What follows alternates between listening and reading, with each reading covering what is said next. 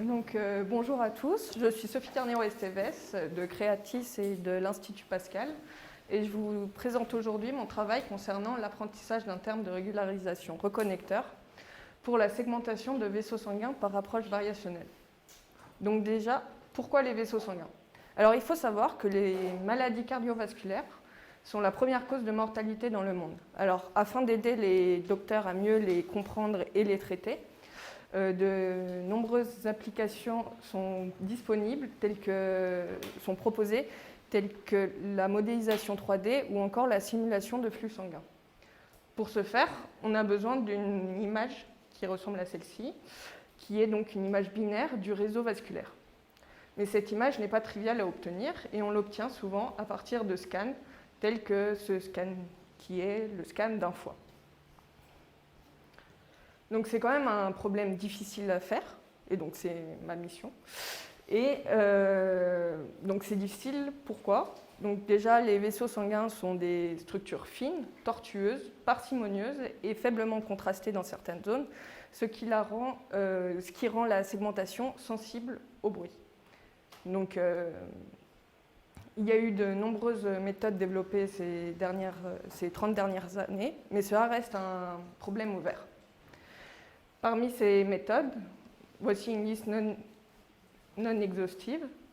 Et durant mon travail, je me suis plutôt intéressée donc, à l'approche variationnelle et à l'apprentissage profond supervisé. Donc, le problème de la segmentation peut se formuler sous forme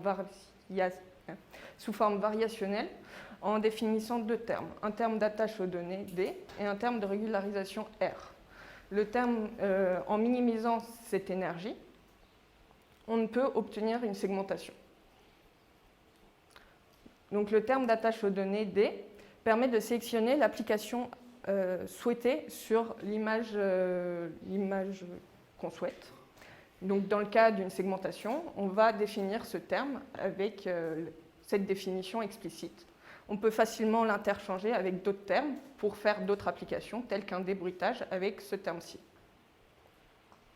Le terme de régularisation, lui, permet de contraindre les solutions souhaitées. Donc, on peut ainsi dire ce qu'on souhaite en sortie.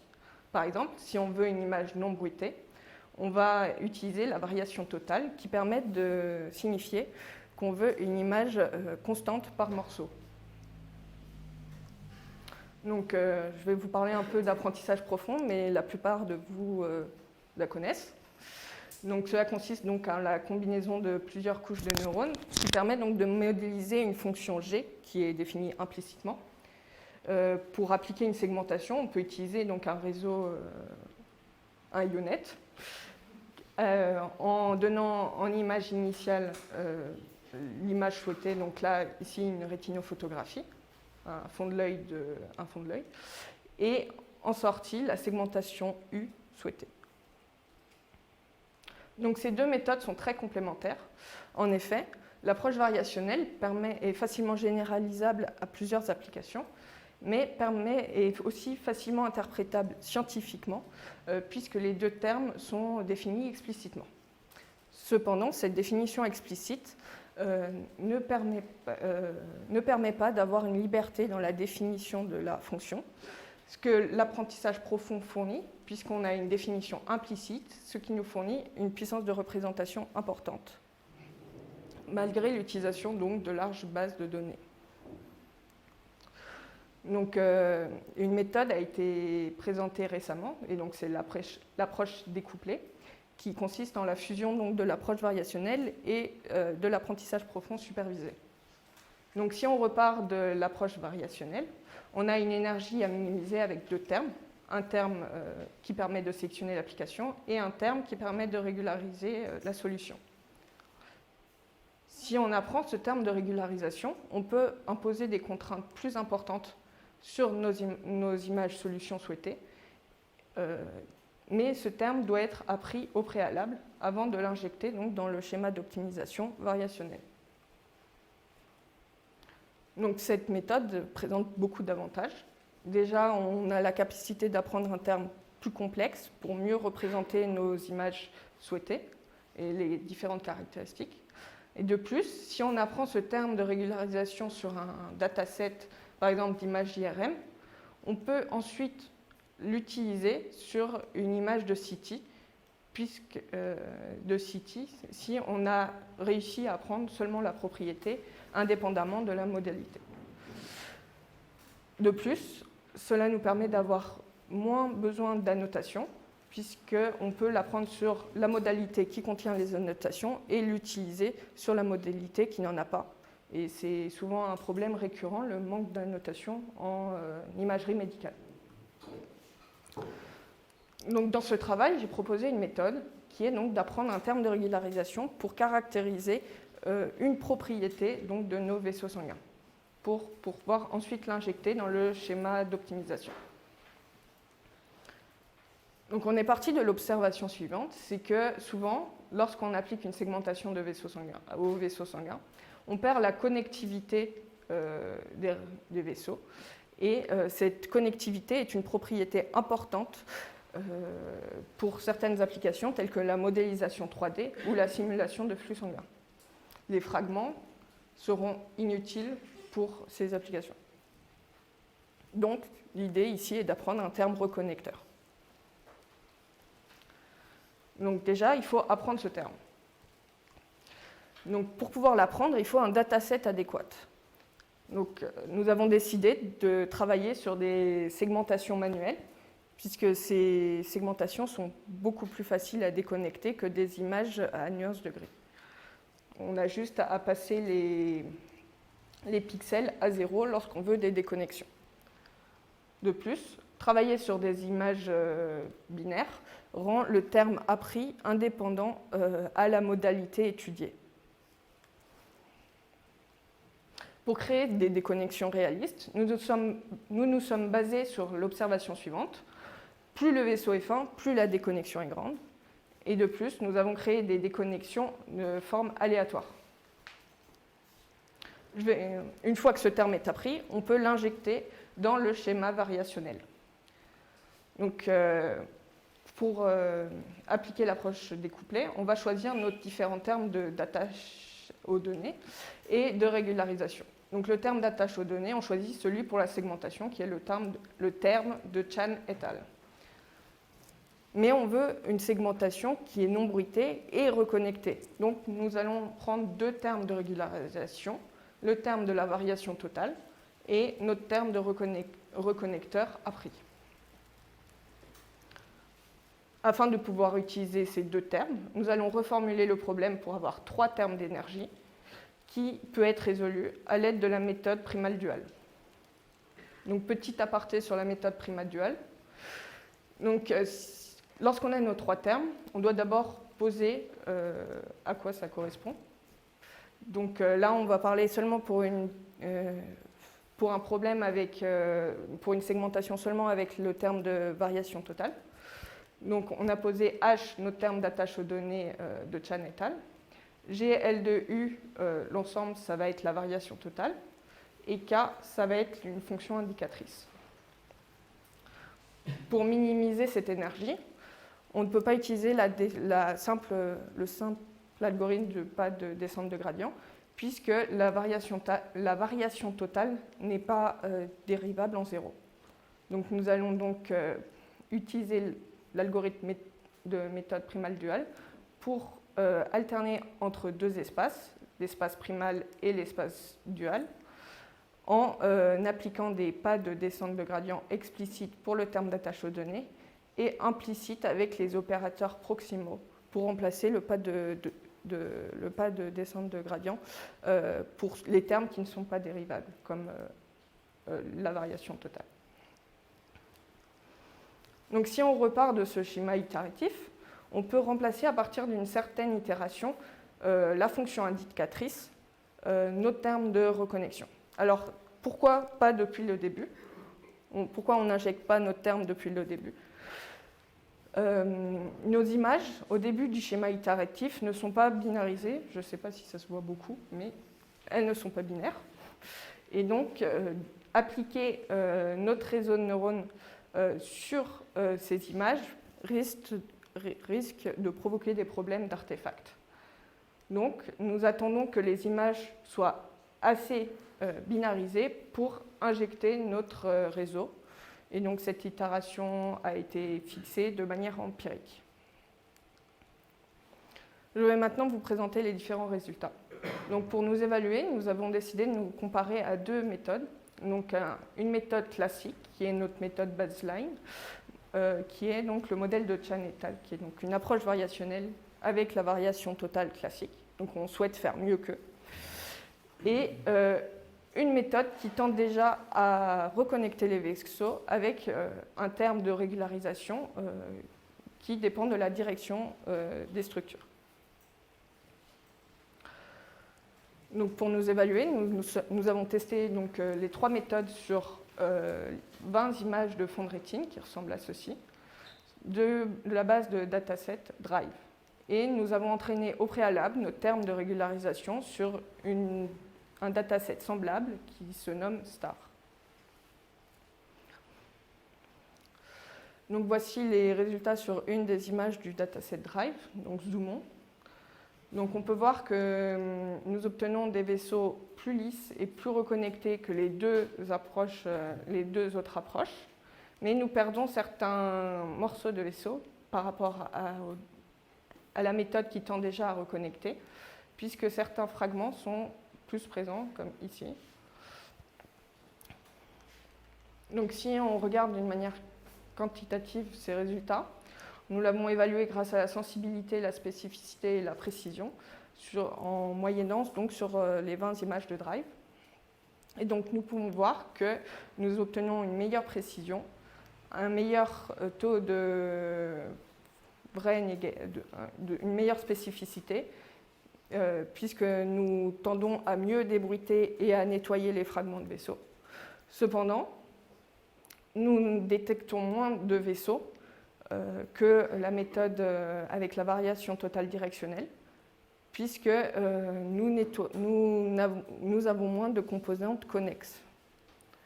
Donc pour compter les composantes connexes, c'est quand on compte les nombres d'éléments dans une image, donc ici on en a 4, ici on en a une, et nous avons trouvé que nous avions 230% moins de composantes connexes que le modèle de la variation totale directionnelle.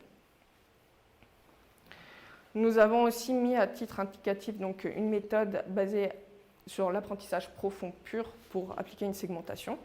Donc nous pouvons voir qu'ils ont des bien meilleurs résultats que nous, puisqu'ils utilisent la puissance de représentation importante dont j'ai parlé au début.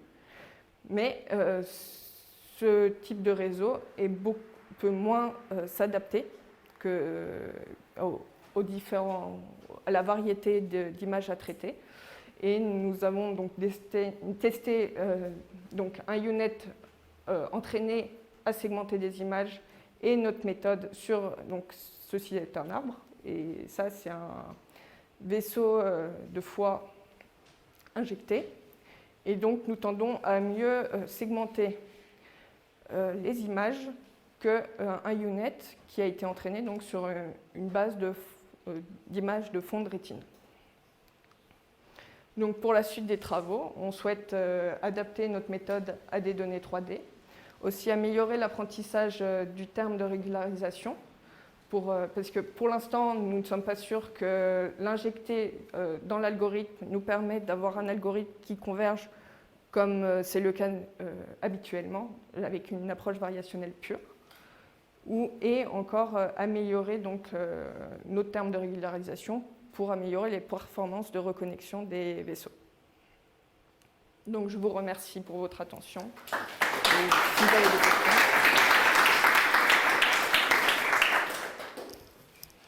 Merci pour le timing avec. Ah ouais. Question.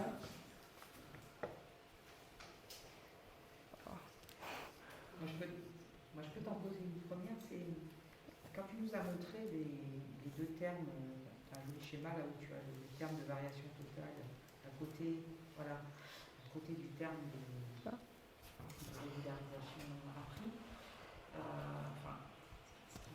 Moi, je me suis posé la question de la combinaison au sens de la sommation. Tu sommes dans le critère, tu sommes ces deux termes de régularisation Est-ce qu'il y a, alors évidemment, il y a de bonnes raisons pour le faire, mais est-ce qu'il y a d'autres, est-ce que vous avez pensé à des manières un peu différentes pour gérer ces deux termes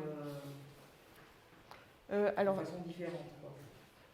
Initialement, on avait utilisé juste l'algorithme forward-backward pour appliquer l'approche variationnelle.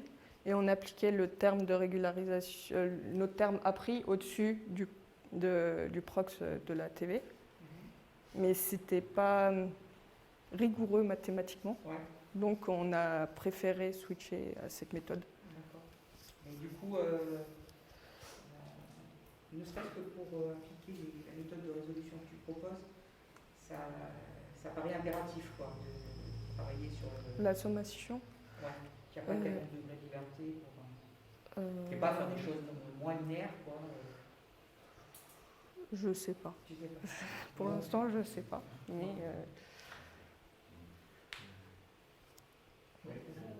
c'est une raison sur l'algorithme en réseau. Comment, en fait, tu es parti de la précédente équation de l'écriture variationnelle aux trois arguments, en fait, minimiser sur le fait qu'elle a rajouté. En fait, comment on va là passer de, comment on passe de là à là à la reformulation du problème, en fait. Comme le monsieur a dit, Vincent a dit. Mais je voyais pas. Mais il y avait la main, le bras devant, mais j'y arrivais pas. Imagine que ce soit marqué Mireille.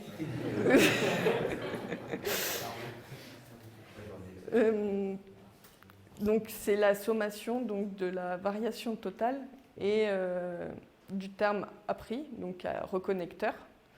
Donc ça fait plus lambda de la variation totale plus lambda du terme appris. Et une fois que le lambda, en fait, il est inclus après dans la suite dans les termes. Et c'est donc R est égal à G plus K. D'accord, mais c'est inclus dans la... Ouais, en fait, souvent, ouais, j'ai pas été rigoureuse, mais souvent le lambda est inclus dans les termes. Okay.